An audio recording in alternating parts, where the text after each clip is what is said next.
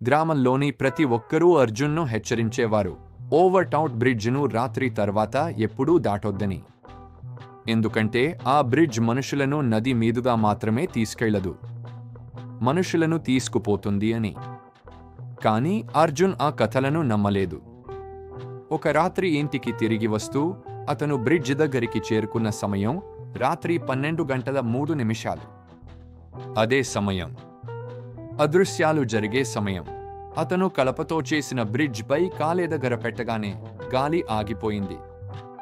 నదీ ప్రవాహం నిలిచిపోయింది.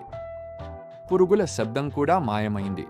బ్రిడ్జ్ మధ్యలోకి రాగానే అతను ఎదురు ప్రక్కన ఒకరిని చూశాడు. చినిగిన తెల్ల చీరలో ఒక మహిళను. డ్రిప్ మొత్తం ముఖంపై కప్పుకుని నిలబడి ఉంది. అర్జున్ పిలిచాడు, మీకు సహాయం కావాలా? ఆమె కదలలేదు. అతను మరో అడుగు వేశాడు.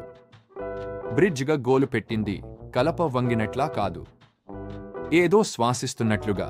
ఆ మహిళ నెమ్మదిగా తలను పైకెత్తింది.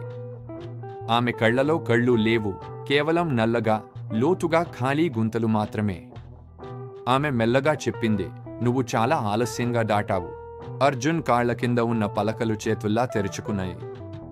చల్లని, కనిపించని వేళ్లు అతని కాళ్లను పట్టుకుని కిందికి లాగాయి. అర్జున్ అరుస్తూ అంచులను పట్టుకునే ప్రయత్నం చేశాడు, కాని బ్రిడ్జ్ అతన్ని పూర్తిగా మింగేసింది.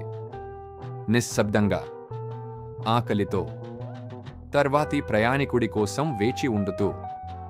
ఉదయానికి అక్కడ మిగిలింది అతని చెప్పులు మాత్రమే. ఆ రోజు గ్రామస్తులు చెప్పారు, ఆ బ్రిడ్జి శ్వాస కొంచెం భారంగా వినిపించిందని. తృప్తిగా ఉన్న ఓ ప్రాణిలాగా.